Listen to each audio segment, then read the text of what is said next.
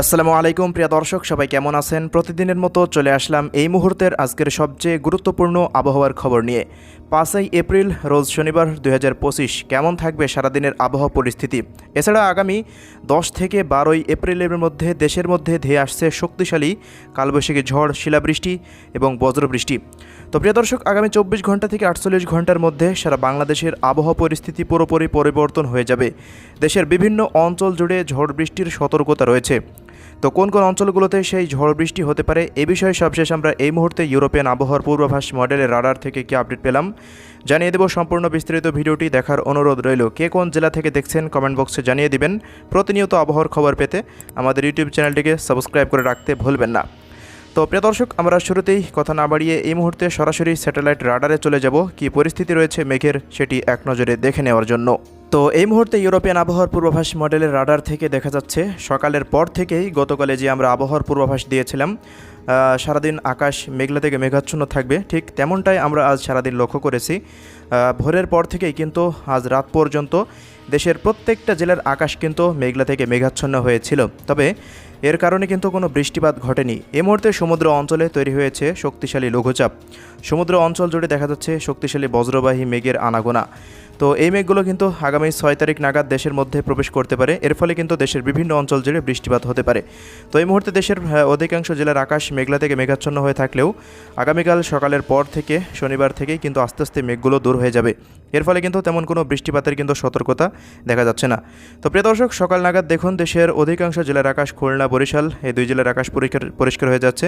তবে চট্টগ্রাম বিভাগের বেশ কিছু জায়গা রাঙামাটি, বিলাইছড়ি, চট্টগ্রাম এবং এদিকে টেকনাফ থেকে কক্সবাজার জেলার আকাশ কিছুটা মেঘলা থেকে মেঘাচ্ছন্ন হয়ে থাকবে।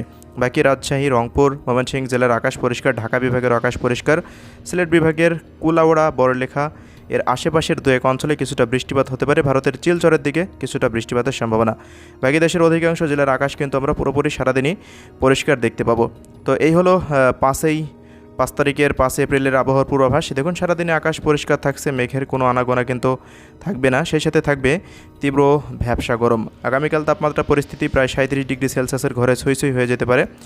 এছাড়া বিকেল নাগাদ পাথরঘাটা এবং বরগুনার কলাপাড়ার আশেপাশ দিয়ে দু এক অঞ্চলে কিছুটা বৃষ্টিপাত হতে পারে। ভারতের দু এক অঞ্চলে কিছুটা বৃষ্টিপাত হতে পারে শিলচর, আইজলের আশেপাশ দিয়ে ত্রিপুরা রাজ্যের।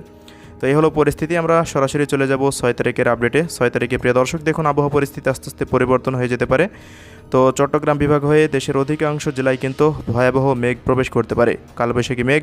বরিশাল বিভাগ হয়ে চট্টগ্রামের কুমিল্লা, ব্রাহ্মণবাড়িয়া, এদিকে আবার মৌলভীবাজার, সিলেট হয়ে চরখায়, জয়ন্তাপুর, এরপর কুলাউড়া এই সমস্ত অঞ্চলগুলোতে আকাশ মেঘলা থেকে মেঘাচ্ছন্ন হয়ে যাবে। বেশ কিছু অঞ্চলে সিলেট অঞ্চলের বৃষ্টিপাতের সম্ভাবনা আমরা দেখতে পাচ্ছি। সিলেট, এরপর চরখায়, জাকিগঞ্জ, জয়ন্তাপুর, সতকবাজার, বিশ্বম্পপুর, এরপর এদিকে জগন্নাথপুর, বালাগঞ্জ, কুলাউড়া, মৌলভীবাজার, হবিগঞ্জ, সুনামগঞ্জ প্রত্যেকটা অঞ্চলে কিন্তু ব্যাপক বৃষ্টিপাতের সতর্কতা কিন্তু দেখা যাচ্ছে রাডারে 6 এপ্রিলে। তো এই হলো 6 তারিখের আবহাওয়া পরিস্থিতি। আমরা যদি আরও পরবর্তী সময়ের দিকে চলে যাই, তো প্রিয় দর্শক বেলা 2টার পর থেকে দেখতে পাচ্ছি শক্তিশালী বজ্রবাহী মেঘ, যে সমুদ্র অঞ্চলে যে লঘুচাপ সৃষ্টি হয়েছে সেই মেঘগুলো কিন্তু দেশের মধ্যে ব্যাপকভাবে ছড়িয়ে যাওয়ার সম্ভাবনা দেখা যাচ্ছে।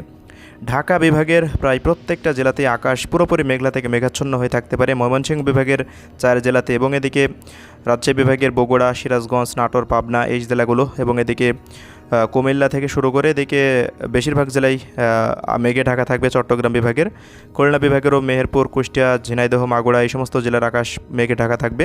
দু এক অঞ্চলে বিচ্ছিন্নভাবে বৃষ্টিপাতের সতর্কতা।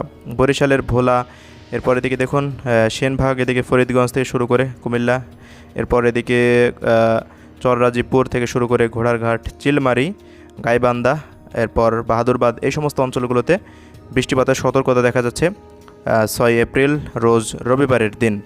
তো এ হলো 6 তারিখের আবহাওয়ার পূর্বাভাস। আমরা 7 তারিখে চলে যাই। 7 তারিখে দু এক অঞ্চলে আকাশ কিছুটা মেঘলা থাকতে পারে।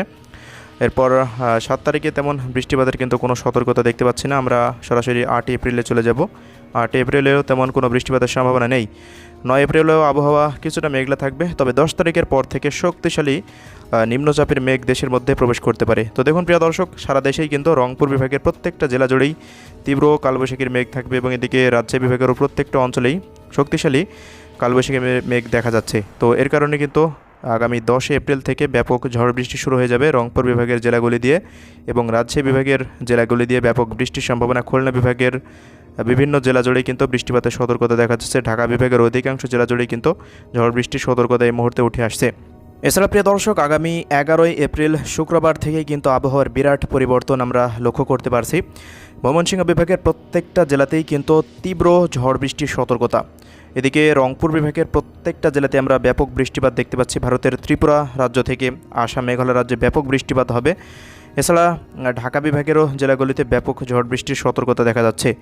তো দেখুন, বরিশাল বিভাগেরও আকাশ কিন্তু মেঘলা থেকে মেঘাচ্ছন্ন থাকবে।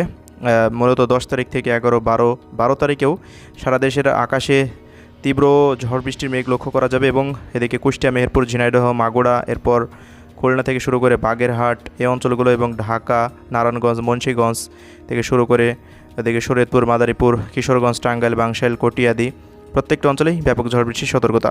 সবশেষ তাপমাত্রা পরিস্থিতি দেখিয়ে দিই। প্রিয় দর্শক, দেখুন তাপমাত্রা পরিস্থিতি আগামীকাল 37 থেকে 38 ডিগ্রি সেলসিয়াসের আশেপাশে থাকবে ঢাকা বিভাগের জেলাগুলিতে। বাকি দেশের অন্যান্য জেলাগুলিতে তাপমাত্রা, অন্যান্য বিভাগের জেলাগুলিতে তাপমাত্রা প্রায় 34 থেকে 35 ডিগ্রি সেলসিয়াসের ঘরে থাকার সম্ভাবনা রয়েছে। তো এই ছিল আমাদের হাতে থাকা আজকের সবশেষ আবহাওয়ার রিপোর্ট। পরবর্তী কোনো আপডেট আবার দেখা হবে। সবাই ভালো থাকবেন। আল্লাহ হাফেজ।